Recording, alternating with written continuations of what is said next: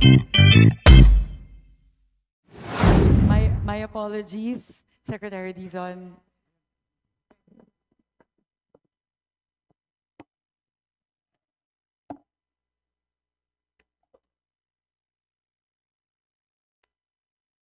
Good morning, the honorable members of the Committee on Appropriations, the honorable members of the House of Representatives. Magandang umaga po to Chair Mika Swansing, Vice Chairs Congressman Romy Momo and Ronald Singson. Magandang umaga po. Maraming salamat po sa pag-imbita sa amin ngayong araw. Unang-una po, hihingi po ako ng paumanhin sa members of the Committee on Appropriations. In lieu of a presentation of the budget, please, if you would allow me to just put into context where the DPWH and its budget is right now in the context of the events that were so clearly enumerated by the Honorable Representative De Lima. Alam niyo po, unprecedented po itong sitwasyon natin ngayon. Unprecedented po siya hindi lang dahil nandito po tayo sa sitwasyon na kailangang rebisahin at repasuhin ang budget ng isang ahensya na napapaloob sa National Expenditure Program habang dinidinig na ng Kamara ang budget.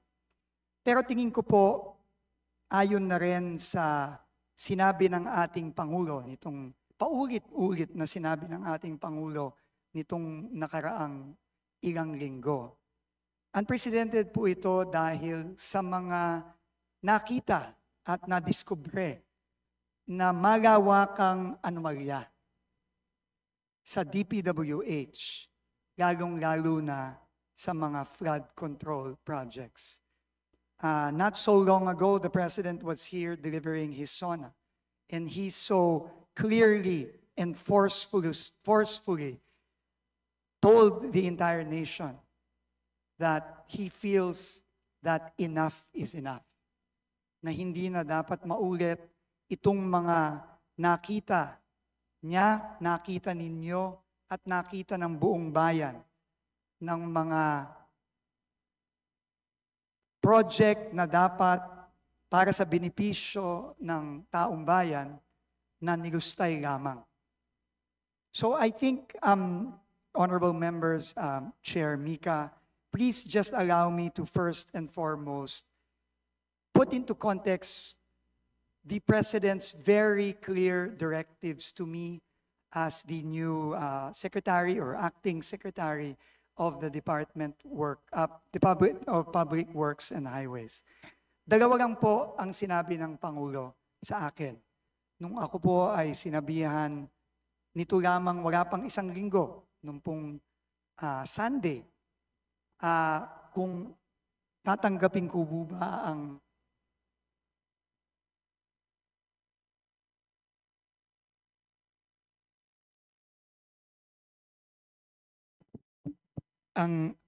hamon ng pagiging secretary ng Department of Public Works and Highways. Lalong-lalo na 6 na buwan pa lang po ako sa aking dating trabaho bilang secretary ng Department of Transportation. Sa aming pag-uusap po, 2 bagay lang po ang sinabi ng ating Pangulo.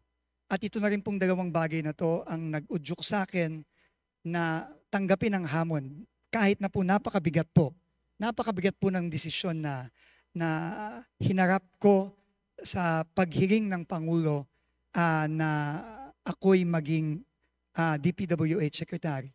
Pero ang una po niyang sinabi ay kailangang linisin from top to bottom ang DPWH. Kailangan pong linisin dahil naniniwala po siya na hindi po mangyayari yung kanyang mga nakitang iba't ibang anomalya, lalong-lalo na sa flood control, kung wala pong kuntsabahan, pagpapayag o pagkukonsinte ng ibang mga opisyal sa loob ng DPWH. Ako po at ang Presidente ay naniniwala na ang higit na nakararami ng mga kawani ng DPWH ay maayos, magaling, at honest. Pero hindi dun po natin mapagkakaila na meron pong hindi ganoon. Kaya po ang una-una pong inutos sa akin ng ating Pangulo ay humingi kagad ng courtesy resignations from top to bottom. Unprecedented po ito, Madam Chair, honorable members of the committee. Pero sabi po ng Pangulo, kinakailangan po itong gawin. At tuloy-tuloy po ngayon ang ating pag-review ng buong organizational structure ng DPWH without necessarily compromising. Po sa mga kawani ng DPWH ay renado, pero nakakalap na po tayo just in a few days ng overwhelming na ebidensya laban sa kanila para sila ay i-dismiss at pakasuhan sa Office of the Ombudsman, at yun po ay ginagawa na natin. Ang ikalawa pong direktiba ng ating Pangulo ay aparte po sa paglilinis natin sa personnel mula taas hanggang baba, kailangan din po natin ng sweeping reforms sa loob ng departamento. Aaminin ko po, sa tinagal-tagal ko po sa gobyerno, ako po ay na-overwhelm sa laki at sa gulo na nadatnan ko at nakikita ko sa loob ng departamento ng Public Works and Highways. Hindi po ito magiging madaling proseso at hindi din po ito magiging mabilis na proseso. This will take time, and this will be a very, very difficult process of reform. But as the President said, enough is enough, and we must start somewhere. Kaya po, nag-commit po ako sa ating Pangulo at sa inyo po at aming mga mahal na representatives ng ating mga kababayan na magre-reforma po tayo, hindi lamang po sa proseso ng budget. Doon po, marami po akong nakikitang kailangan reformahin. At yun po ay nagpapasalamat po ako sa ating mga miyembro ng Kongreso na matapang po nilang isiniwalat at inilabas ang mga nakita nilang mga problema dito sa 2026 NEP. Yung pong mga proyektong completed na pinopondohan pa rin. Yung pong mga double entry na isang proyekto pero dalawang entry at therefore dalawang budget. Yan po ay kailangan po hindi lamang malaman ng ating mga kababayan, pero kailangan po nating ayusin at kailangan po nating tanggalin. Marami din pong kailangan reforma na kailangan gawin sa procurement process ng DPWH. Diyan po nagsisimula ang korupsyon. At makakaasa po kayo sa mga susunod na linggo, sa mga susunod na buwan, gagawin po natin yan. At dahil po para ipakita sa ating mga kababayan at sa inyo po, sa kanilang mga representante na ang Pangulo po ay seryoso, nung ilang araw po ang nakalipas, tayo po ay nag-order ng complete pause ng ongoing biddings ng mga proyekto sa DPWH para po mag-install ng mga safeguards para hindi po mauulit ang mga nakita nating pagkakamali at anomalya. Nakitang-kita naman po, hindi lamang ng ating Pangulo, kundi ng ating buong sambayanan. Magkakaroon din po tayo ng sweeping reforms sa project management at project monitoring.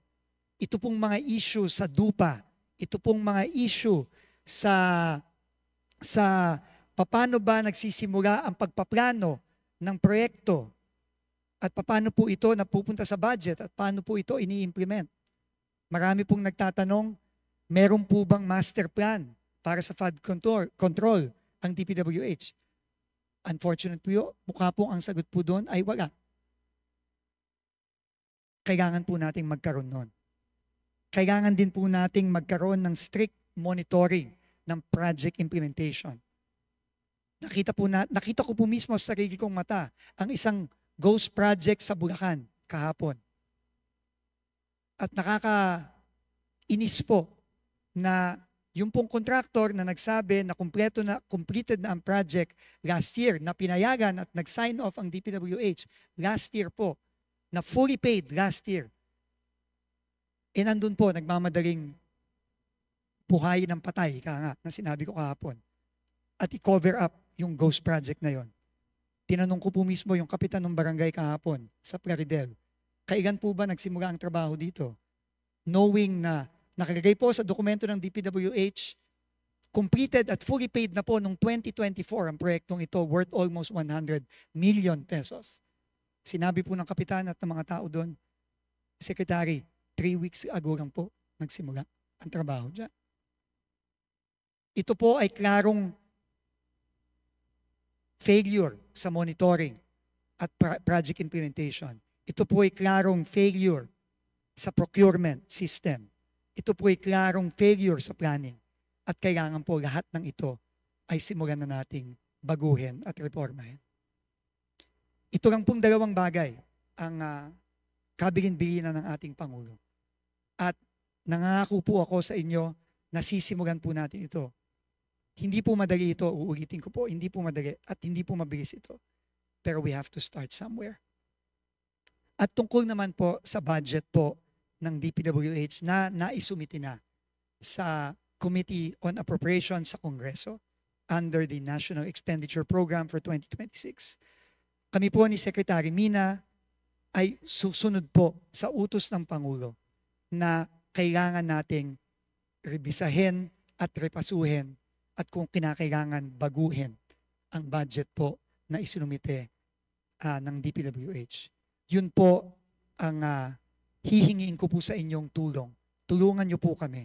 Lalo na po ako na 5 araw pa lang po ako. Wala pa pong 5 araw po ako nandito. Ako po ay dumaan sa ilang briefing, aaminin ko po sa inyo, halos wala po akong maintindihan sa gulo ng budget na nakikita ko. Kahit na po matagal na po ako sa gobyerno, marami-rami na rin po akong ahensyang nahawakan. Ako po litong-lito hanggang ngayon.